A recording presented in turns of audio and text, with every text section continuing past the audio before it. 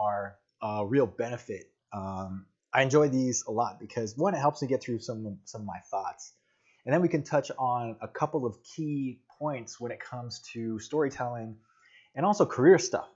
So I'm going to talk a little bit about decision making when it comes to storytelling and visual storytelling. But I also want you guys to bring your questions. So if you have any questions, please just chime it away, chat it in there, and we can do it that way. So big shout out to you guys. Happy Memorial Day again. And some people are working and some people took the day off. So that's kind of cool.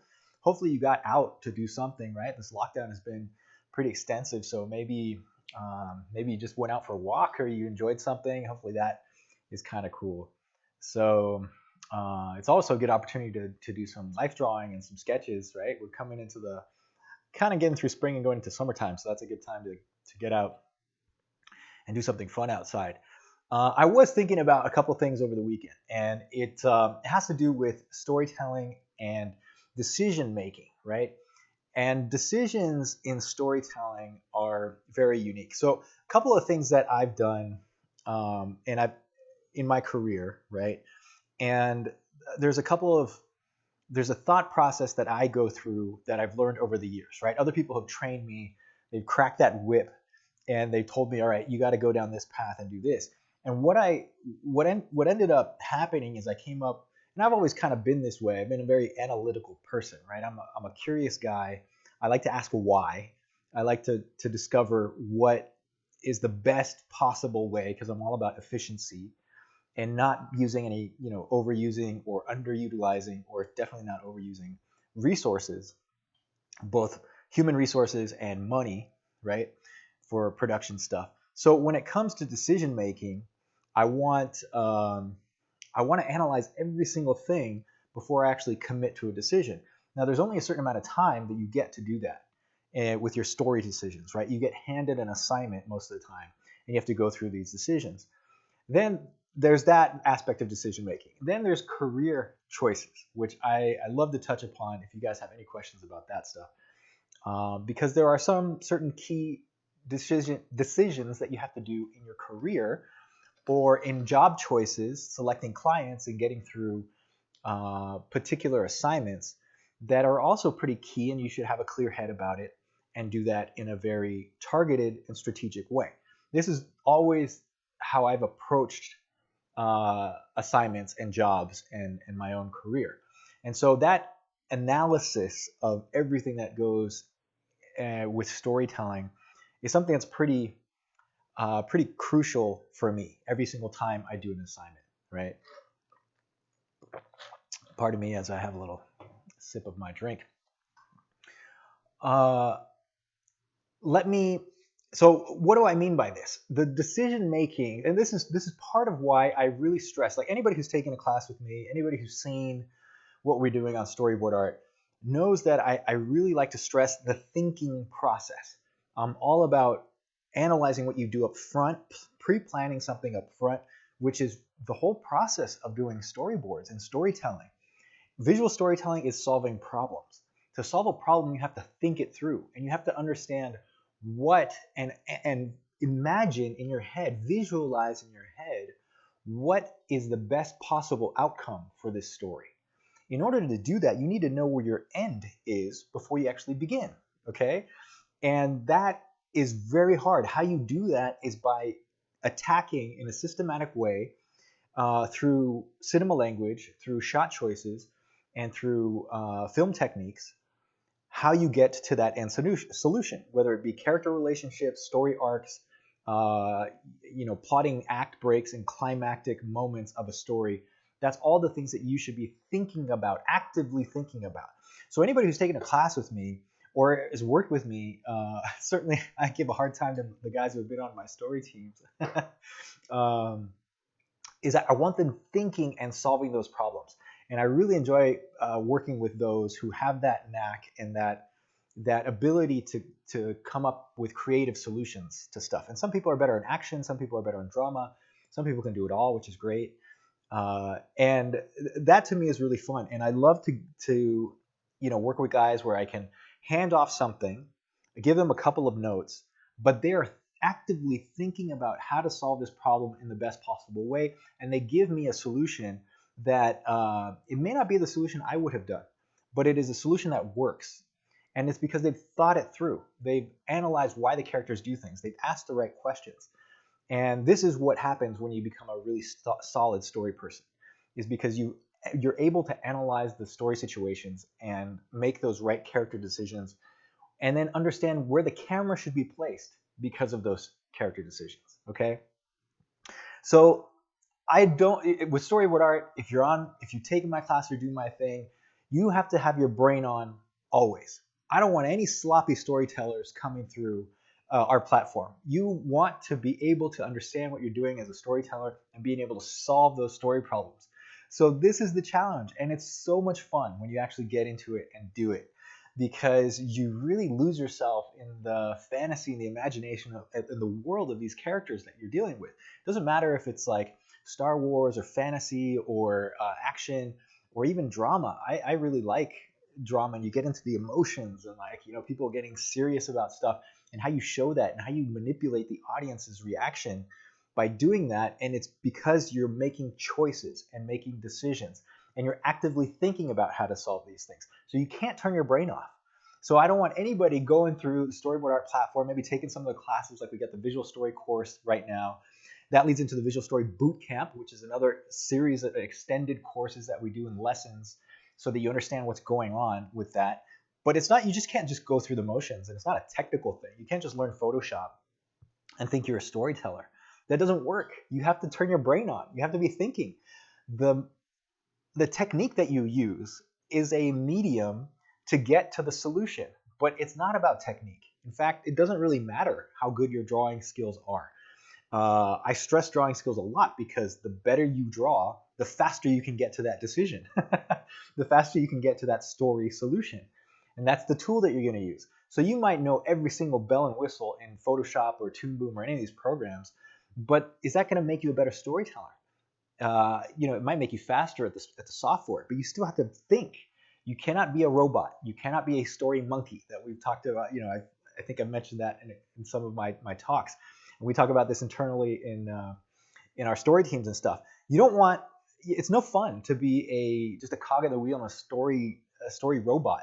You have to be thinking about actively solving problems and coming up with creative solutions, creative visual solutions as well. So maybe you're locked into the dialogue. Maybe you're locked into what happens in the script, but you have full creativity and full freedom of making choices where you place that camera, how you move that staging along, whether it's a wide camera lens or a long telephoto lens. You have the ability to make these decisions as a story artist, and you should take advantage of that. And that's really, really, really important. So no sloppy storytelling. Don't turn your brain off, and make sure that you're actually thinking about what you're doing at every single step of the way. So this is one of the reasons people laugh, because I don't really listen to music while I'm working, especially in the early stages of developing a story or characters, or just because I have to think. I can't concentrate if I have music on. And if I have anything on, it's mainly just to drown out the background noise. Maybe I'm in a loud office or something. I'll put my headphones on, and I'll put on some like really soft, like either, you guys will laugh at this, but it's either like just some really chill jazz, or like some classical music, or some like soundtrack music that is just like it will eventually just disappear in my brain. And what it does is it locks out all the background noise, and I can concentrate because I got to be thinking, right? Then once I've made those decisions, now I can turn on some other music, and I go in and clean up. So when I'm actually drawing something, which is actually pretty ironic, maybe I shouldn't be doing this anyway, is that when I'm actually going to clean up and drawing, that drawing phase for me is actually, I can turn my brain off a little bit, just a little bit, because you still got to be thinking about your drawing skills, right, and what you're doing and your technique. But technique to me, I've done so much of that it's really no big. It's not as difficult for me to do as thinking in the storytelling process. So it's really hard to do that. So I just want to stress that about it, okay? So cool. Let me know if you guys agree or disagree, or if any of this stuff makes sense, because I'm getting into like the abstract here. Now, I did also want to talk about story decisions, because that is I'm sorry, career decisions when you're talking about storytelling, because that's also really important. So let me just give a shout out to people who are joining up. Hey, John Claude, my friend, what's up? How are you? Good to see you, buddy. And thanks for the compliment, Zach, on my shirt. Um, so you got a good comment here. It's like, have you tried closing your eyes when drawing a storyboard? When you're in the flow, it looks better than with eyes open. Now, I haven't actually tried that, but and maybe I should, because it could be a fun exercise of trying to draw and imagining what it is in your head, and then just, letting your hand flow. And then you go in and you probably correct it, right? Um, so I haven't done that one, but what I do oftentimes is I'll close my eyes to try and visualize what I want to be seeing. Is it a high shot? Is it a high camera angle? Or is it a low camera angle? Do I have things in the foreground? Like what it is that I visualize in my head. And then I open my eyes and I try and actually draw that. And I get a little sketchy when I draw my first rough pass, but that's all part of the process, right? So, excuse me while I grab my drink. Cheers, my friends. So, okay, now there's decision making with story, and again, I stress, you cannot turn your brain off. You have to be thinking about every single piece, right? And I'm talking about, is the guy going to come in the door? How does he come in the door? Does he come in fast? Does he break the door down? Does he kick it open? Does he softly open the door? Right? Just random story scenario. Okay. And then when he gets in there, what is he going to do? How is he going to act? Is he going to act shy? Is he going to act loud? Does he go to the kitchen and actually grab a bite to eat? These are visual things that you can do that will influence the emotional charge of that scene and that story. So you want to be able to visualize that and understand it. Most people don't even go through these like questions in their head, and they just start drawing. I see this a lot happen with like young story guys, right? They come in there and they just do like the standard shots. It's very flat, it's profile. Somebody comes in the room. It doesn't matter if he came in fast or slow, if he's like sad or happy or whatever. He gets there, he sits down at the table, and then you're locked into like a two shot or something with another person that's already in the room. And then you're just cutting back and forth to guys. It's not very interesting. You haven't really explored, let's say, the opportunities that are going to present yourself with a scene. And that's where you really want to make those decisions, okay? Now I also want to talk about career decisions. So just like I said that nothing should be arbitrary in your story, that you have your brain on constantly, the same thing you have to be applying to your story career, right? And this comes into play when you want to be looking at the jobs and opportunities that might present yourself. In fact, I think it's probably even more important, this line of thinking right now, because we got this COVID lockdown, and things are tightening up and people are waiting to see what happens with productions. Maybe there's not as much freelance going on. I don't know. Maybe people are still keeping busy. Actually, let me know. Are you guys keeping busy out there? How's the job market looking right now?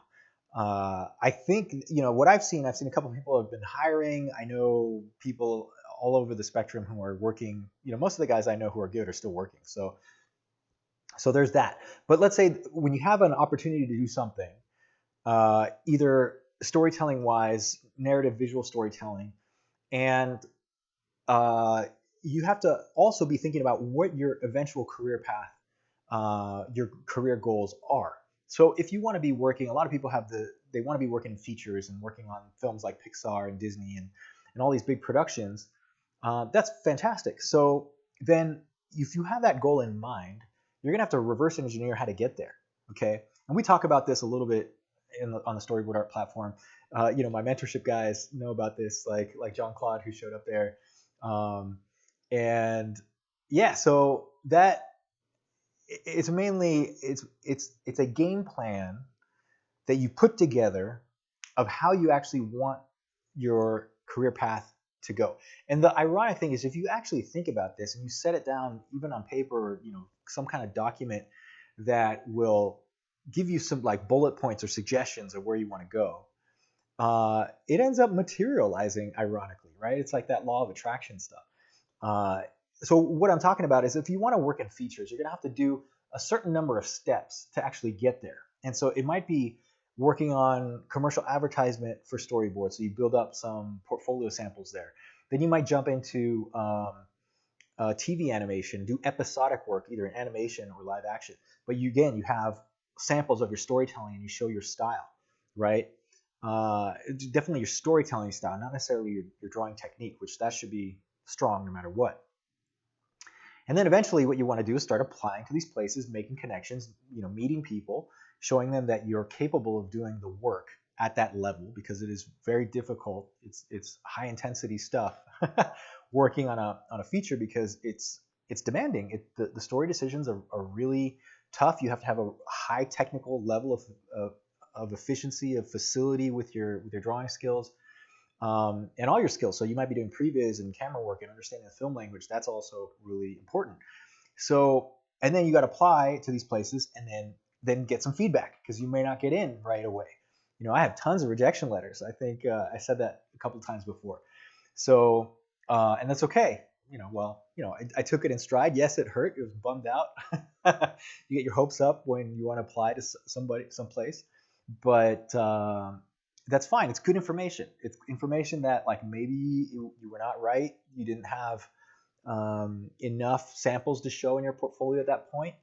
Maybe it's just luck of the draw, and somebody else took that spot.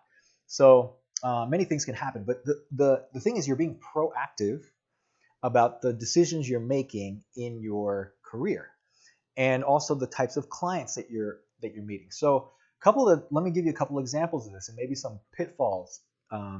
Is that if you start doing, let's say, smaller gigs that might have like illustration work that are doing storytelling images, but it's not necessarily solving story problems over time. Like, you're not doing the whole scene.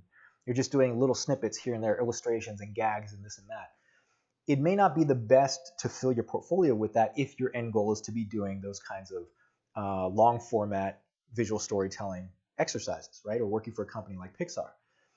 Because you're going to have to create those samples no matter what. So this is where the decision making comes in. You might want to think about, even though, again, cover your bases, right? If you're completely broke and somebody comes and offers you a job, well, go ahead and take it, right? Don't even think twice.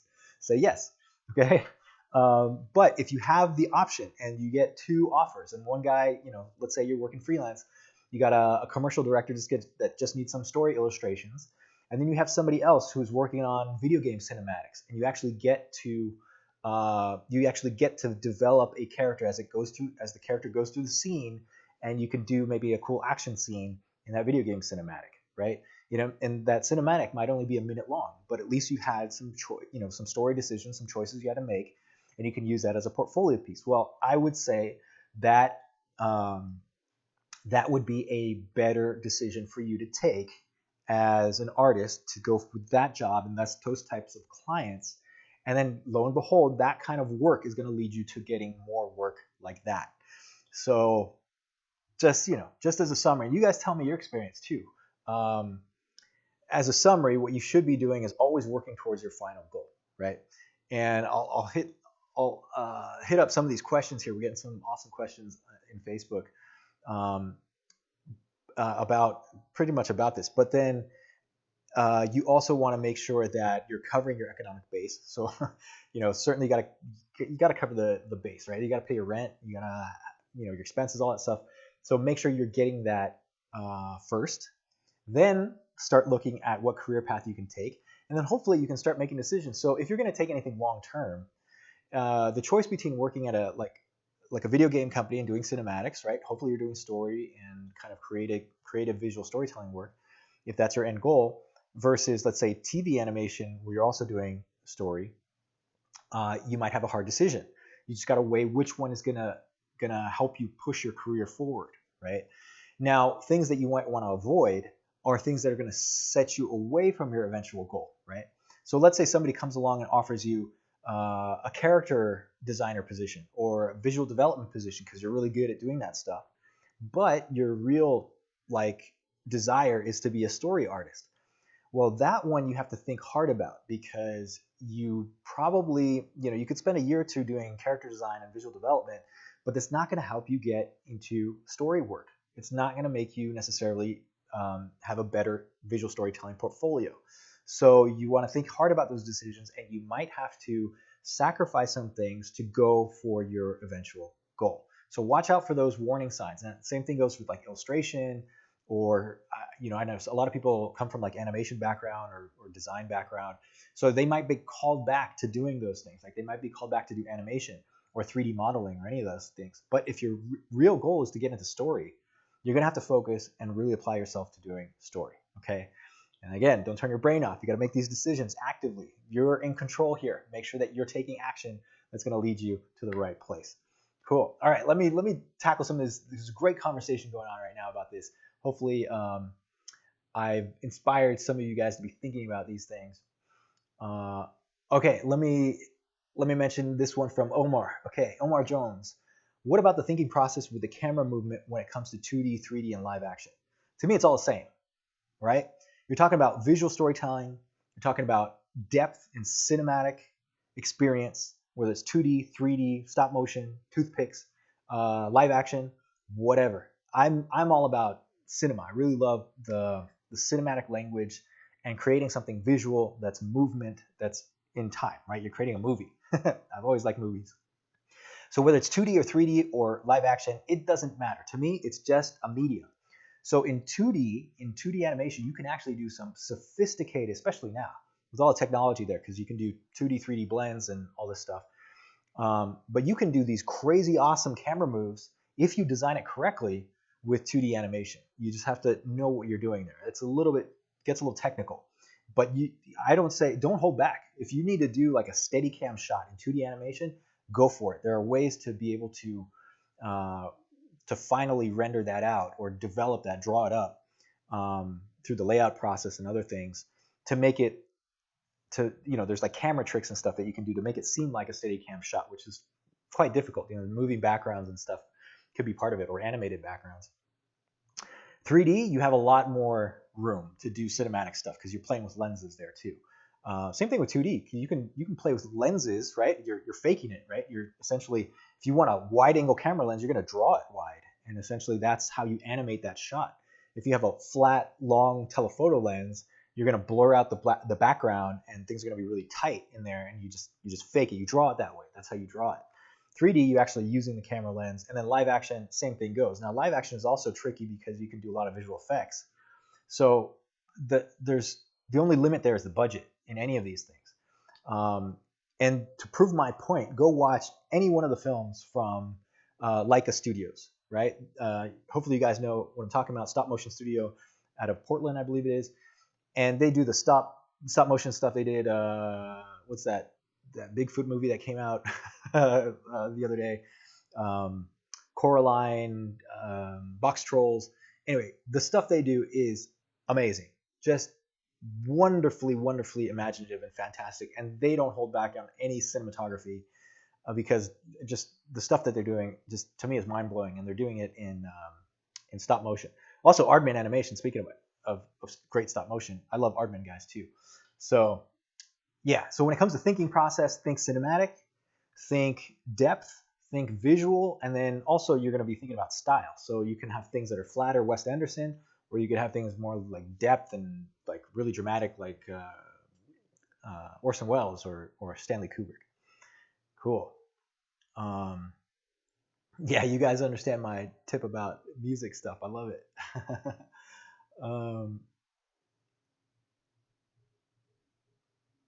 So couple of comments here about the job stuff that I mentioned here. Like some of you guys might have like my Tran here saying that you're having some difficulty getting some gigs. Now that sucks. I hope you can improve that. What I think would help, these are just general tips here, is basically getting your portfolio together, having a really nice presentation. You can do that online with a website, and making sure that anybody comes to see your work has no doubts about your ability to solve their problem, right? Now, hear me out. Those words that I used were very specific. So you want to show them work that you do that will solve their problem, okay? Because they're the boss here. They're the clients. They're the ones that you want to please. And they're the ones that are going to compensate you for the work that you're doing. And so make sure that you are able to show them specific examples of things that they really need.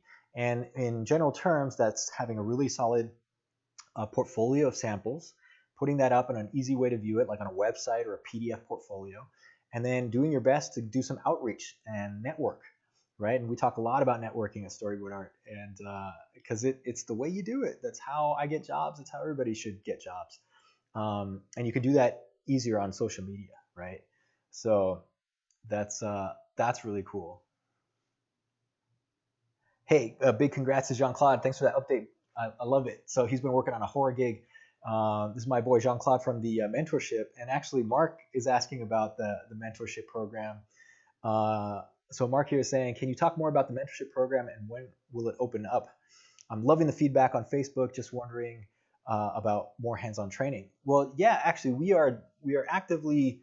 Okay, let me back up a bit and describe what we're talking about here. So we did a kind of a mentorship kind of beta test run with a group of artists back in 2018. I was overjoyed to see the results of some really amazing, talented people that joined the group. And the focus there is to improve your portfolio and get your story skills to the pro level, right? And we did a year-long intensive course, and we met every 2 weeks talking about updates and industry stuff, and just also it became a network because we have a private group that we chat about on Facebook. And a couple of guys that you see here regularly and on Storyboard Art have been in that course. So that's what we're talking about with the mentorship. And we are looking to do that again in 2020. I'm actively chatting with some other guys so that they will help join the team, essentially. So it's not just myself.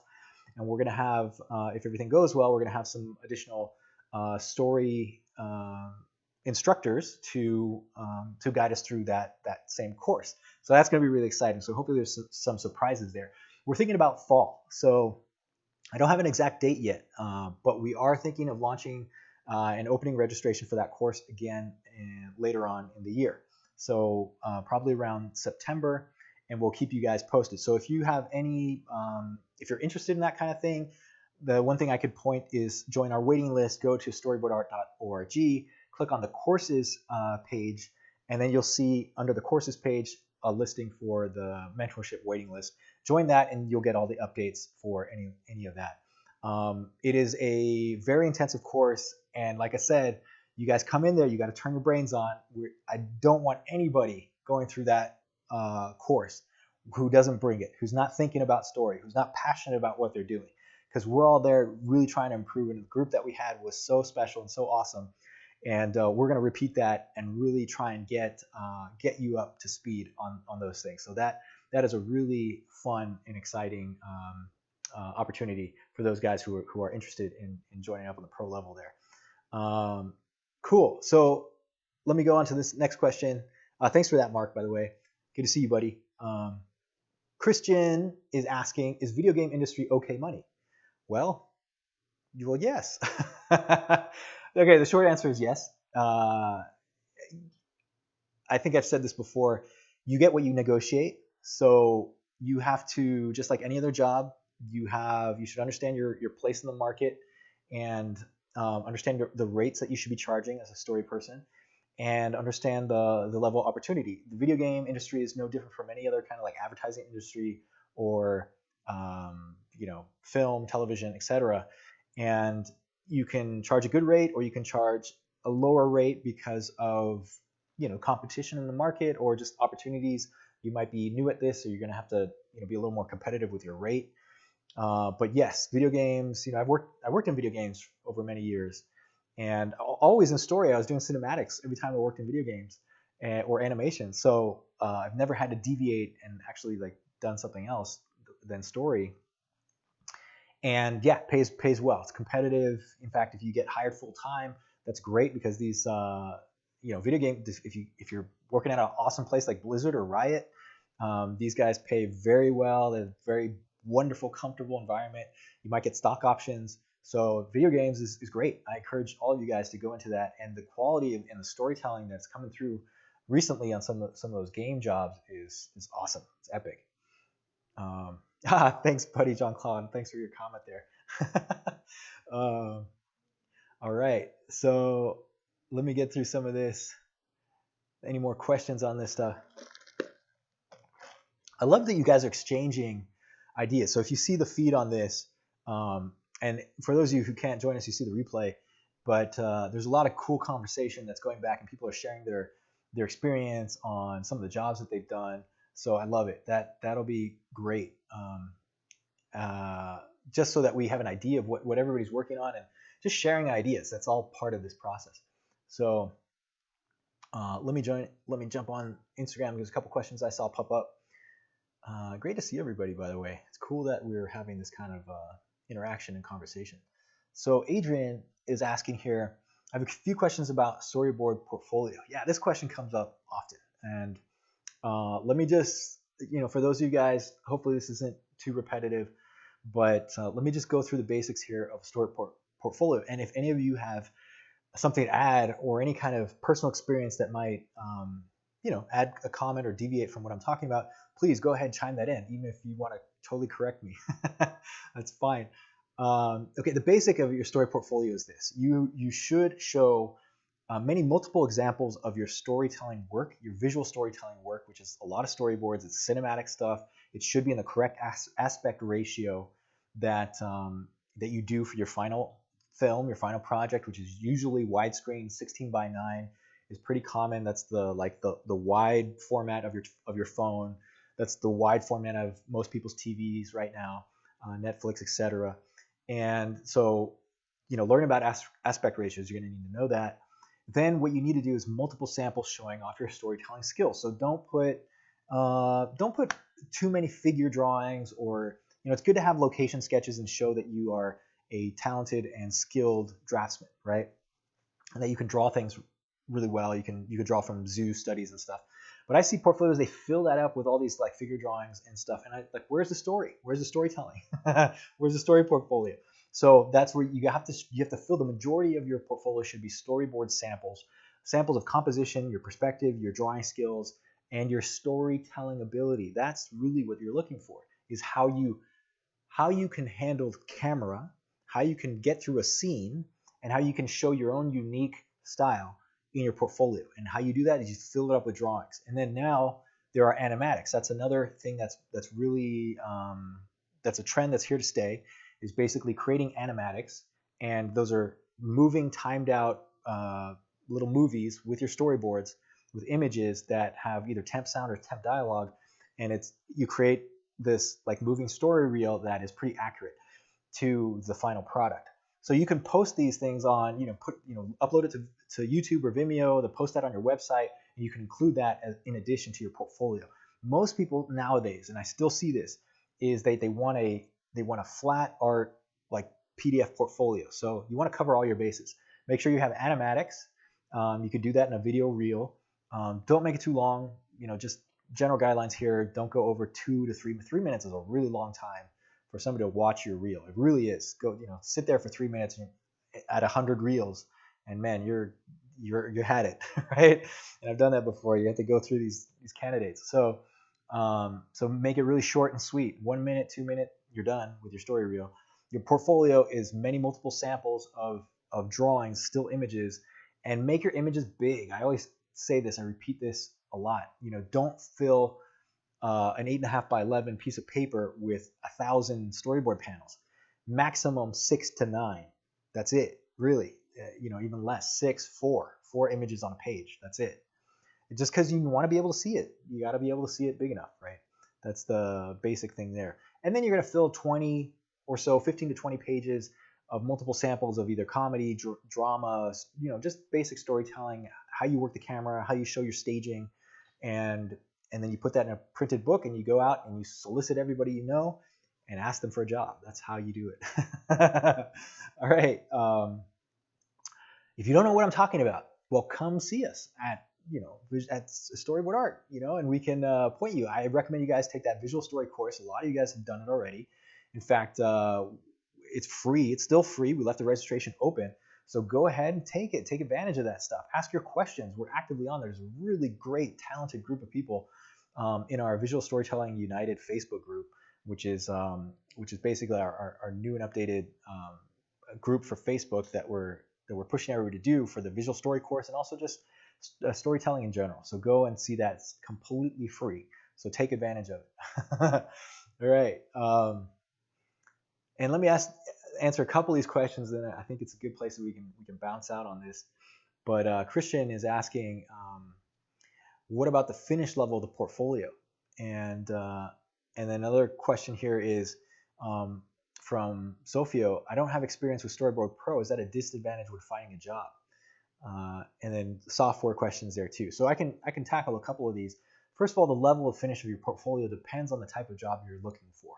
So what I recommend there is pick a target. If you want to work at Disney, you're gonna have to look at what type of work that they have accepted, or you do a sample storyboard portfolio at Disney. Just do a search on Google. I'm sure you're gonna see a bunch of samples, or just look at storyboards. Like look at what the behind the scenes storyboards. I'm sure you can find this on YouTube and online, like the stuff they did for Frozen and Moana and all these recent films. And you're going to see the actual storyboards that these guys produced. Now you should be doing something similar. That's the level of finish. Don't make it too sketchy. Don't make it too loose. It's got to be cleaned up. It's got to be presentable. It's got to be really awesome, right? And if you want to do something a little more detailed and work in live action and do like these kind of concept boards, you're going to have to show much more elaborate rendered up illustrations. So it just depends on the job you're going for. Excuse me. Okay, and then as far as software goes, software to me is actually easy to learn, especially nowadays. So you can pick up Storyboard Pro in probably a day. Really, if you know Photoshop, you're going to be able to pick up Storyboard Pro. If you don't know Photoshop, learn Photoshop. You can download that for free. There's a free trial. I think the student version too, if you go to our website, you can get a discount on the student version for the Adobe software. And at any rate, you can get student discounts for most of these or free trials and learn that stuff. It really is not that difficult. So watch the tutorials. You can learn that stuff really easily. And so the question is are you at a disadvantage if you don't know the software? Well, yes. And the easy thing here is you can easily learn it, right? Just download it, use it, watch some tutorials. You'll be able to figure it out really, really easily. The hard thing to do is learn your storytelling. Learn that first, right? And then you can worry about the technique stuff later. So yeah, get on that. And then let me answer some of these questions from Instagram here.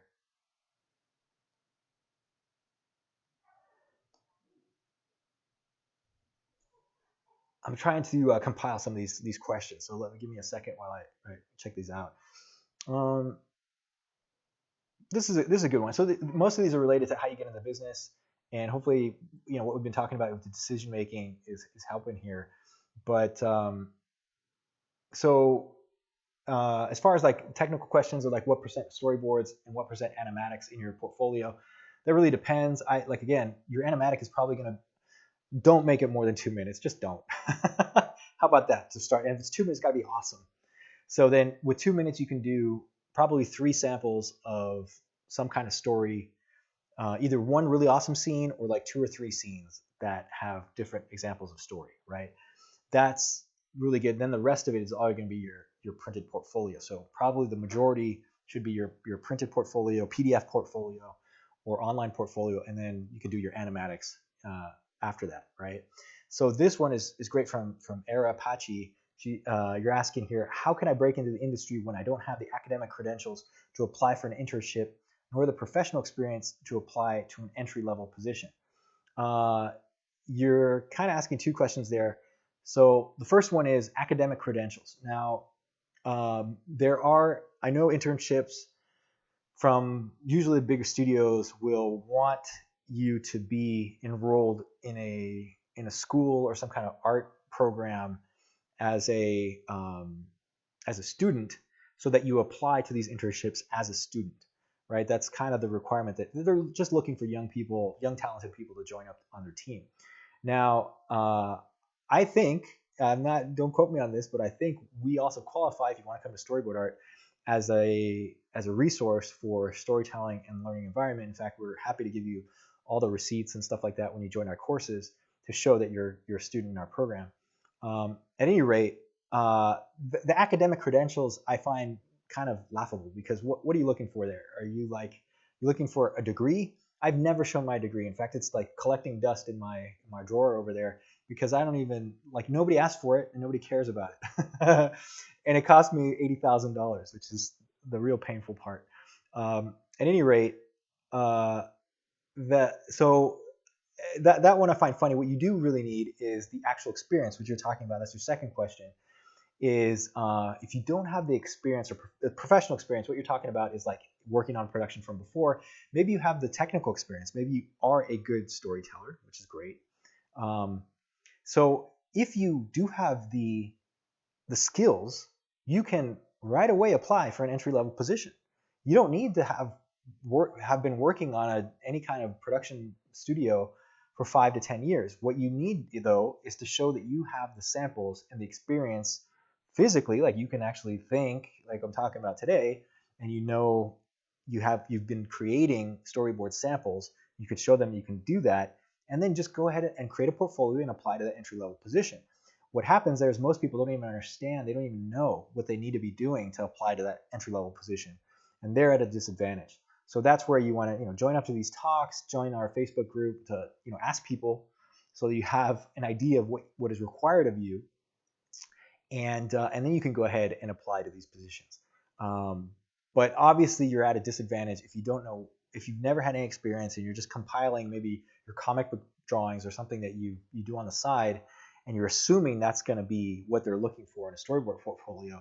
Don't assume that. You want to make sure, do your research. In fact, I bet if you did a story search, just a search online for a story portfolio, sample storyboard portfolio from any of the companies that you're looking to apply for, I'm sure you could come up with images. I bet. I haven't done it lately, but I'm pretty sure you could do that.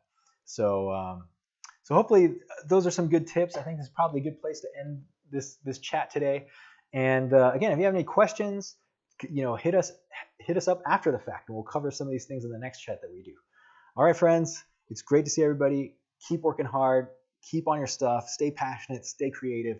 That's what you want to be doing, and have some fun with this. We're filmmakers, we're storytellers, we're artists. So have some fun with this. This is not rocket science. This is not banking. This is not like accounting, numbers. Nah. We're supposed to have fun. We're going to create something and be creative here. That's what it's all about. All right. Good to see everybody. We'll talk soon. Take care.